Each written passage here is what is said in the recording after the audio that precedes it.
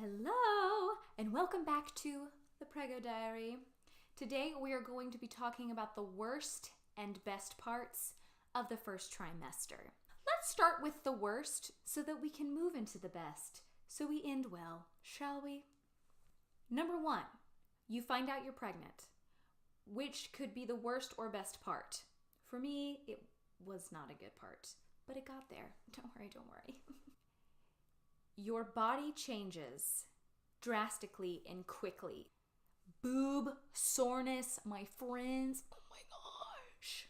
It's quite astonishing how sore your boobs can be. It's like they did some crazy workout, but they're actually just hanging off your body doing nothing.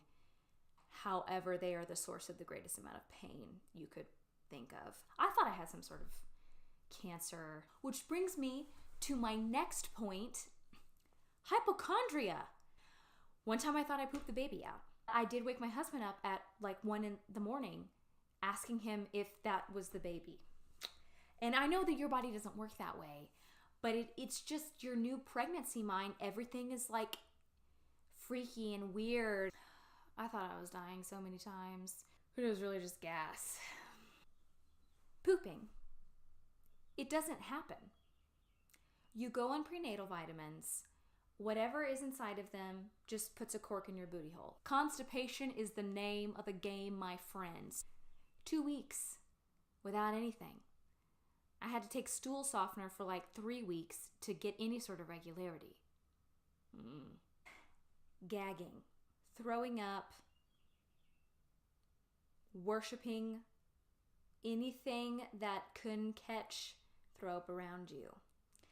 That is just the reality of the first trimester. Now, I will be totally transparent. I did not actually get to the point of vomiting during my first trimester. What happened to me was that it was like I had constant vertigo or seasickness all the time. It really felt like I was on a ship 24/7. My entire body was out of balance. No, it's crazy. Oh, bad memories. One caveat about my pregnancy was that I was still in graduate classes in my first trimester. I'm still in graduate classes now. However, I was popping the nausea little drops left and right. I couldn't help myself. It was either that or I was going to throw up everywhere.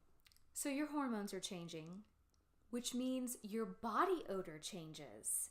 Maybe not with everybody, but for me, I've never been a smelly person. I've not had issues with BO unless I ran a marathon, and I never have. My BO was so bad that it was the winter and you could smell it through my coat. And I kid you not, I was skinning my armpits in the shower. I was shaving and then loofahing and then shaving again and then using bar soap. It was all kinds of stuff to try and rid the smell, but it would not work. My husband was astonished at the smell that was coming off of his wife. All over, really the worst things that happen in the first trimester just have a lot to do with your body getting used to the idea of being pregnant and all of the things that it has to do to prepare you for that. So your skin changes, your smell changes, your boobs change. I don't know why your poop has to change. Constipation makes me angry. Get ready for weird food cravings. Black olives and pecans together. I would get the pecan, put the black olive on and the pecan and then have this nasty olive nut sandwich disgustingness. That's one thing that I wasn't expecting in your first trimester is you will have one day rage cravings for something that makes no sense, like olives and pecans. Fruit gushers, my friends. That is the best part of pregnancy, though. I will not loop that into the worst part because let me tell you what, fruit gushers are the best creation of wax ever. Now let's get into the good parts. So 1, finding out you're pregnant happens in the first trimester. For some, unless you're on a TLC show and you don't find out till you have the baby.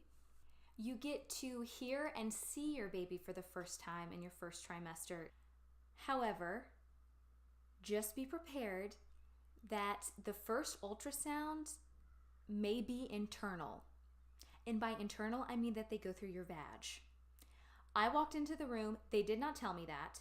I was excited to see the baby for the first time. I get in there and it literally looks like a hand blender is sitting waiting for me. And she just lets me know that it's going to go inside of me. My husband was like, it doesn't look like that. It looks like a meat thermometer. And I was like, oh, that's so much better of an analogy. Thank you. It does not hurt. However, when somebody is like feeling on your ovaries, it's just a little intimate. Or they say that that's the best way they can hear the baby's heartbeat. And I was like, yeah, duh.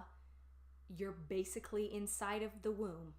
Hearing the baby's heartbeat for the first time was actually more exciting for me than the ultrasound, mostly because they look like a little like blob. When they put the internal ultrasound in, they kind of like hit my uterus, and so his little nubs were like hearing your baby's heartbeat though is super cute. I don't know how else to say it. It's just adorable and everybody should do it. It's music to my ears.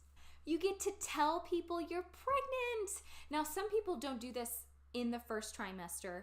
I told a lot of my family in the first trimester, mostly because it was such a surprise pregnancy. I didn't know how to emotionally handle it, so I was relying a lot on my family to help me through. I guess we actually announced when your first trimester ends. So in your first trimester, you're getting to plan how you'd like to announce to the world what your baby is. The goodie bag you get at your first visit at your prenatal doctor is awesome. They give you vitamins. I got like $300 worth of gift cards in there to these like mommy sites, and they're real gift cards. So the first trimester has its ups and its downs. It's a crazy time. Pregnancy never stops being crazy. The first trimester is just your initial introduction to it, and it's kind of like a jarring thing. What? Do not Google things, even though you will. Just don't WebMD it, because you'll come away from there really neurotic. Personal testament. But there are some really cool things. Your body being pregnant in its first trimester is like crazy, and it's changing and it's adapting without you having to do anything. I'm all about minimal effort. And it's also the perfect excuse to only exclusively nap. You gonna want a nap. You will die if you don't nap. That's all for today. Bye.